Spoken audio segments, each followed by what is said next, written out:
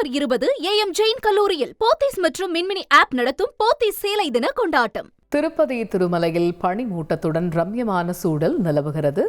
அதனை காணலாம்.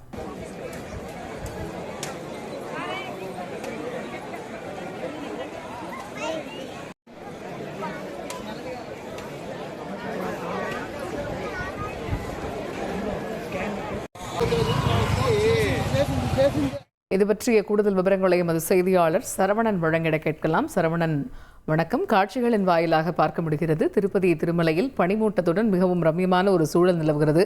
இன்றைய தினம் திருப்பதியில் பக்தர்களுடைய எண்ணிக்கை எப்படி இருக்கிறது? இந்த சூழல் பற்றி பக்தர்கள் சொல்வது என்ன?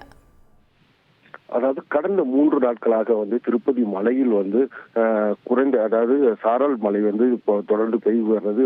இந்த நிலையில் நேற்று இரவு முதலே இந்த மலையில் பனிமூட்டம் அதிகமாக காணப்படுகிறது. இதனால் வாகன ஓட்டிகள் பெரும் அவதிக்கு உள்ளாகி வருகின்றனர். அதாவது எதிரே செல்லும் வாகனங்கள் கூட தெரியாத அளவிற்கு இந்த பனிமூட்டமானது இருந்து வருகிறது. மேலும் கோவில் எதிரே, அதாவது கோவில் நுழைவாயில் மற்றும் கோவில் பகுதி, தெப்பக்குள பகுதி முழுவதுமாக இந்த பனிமூட்டம் சூழ்ந்துள்ளதால் இங்குள்ள பக்தர்கள், இங்கே வருகின்ற பக்தர்கள் உற்சாகத்துடன் அங்கு ஒரு போட்டோ எடுத்துக்கொண்டும் அந்த காட்சிகளை கண்டு மகிழ்ந்து வருகின்றனர். மேலும் வாகன ஓட்டிகளுக்கு முகப்பு விளக்குகளை எரிய விட்டு ஓட்டும்படி போக்குவரத்து துறையினர் எச்சரிக்கை விடுத்துள்ளனர். மேலும் மலைப்பாதையில் செல்லும் வாகனங்கள் எச்சரிக்கையாக செல்ல வேண்டும் எனவும் திருமலை திருப்பதி தேவஸ்தானம் தெரிவித்துள்ளது. தகவல்களுக்கு நன்றி சரவணன்.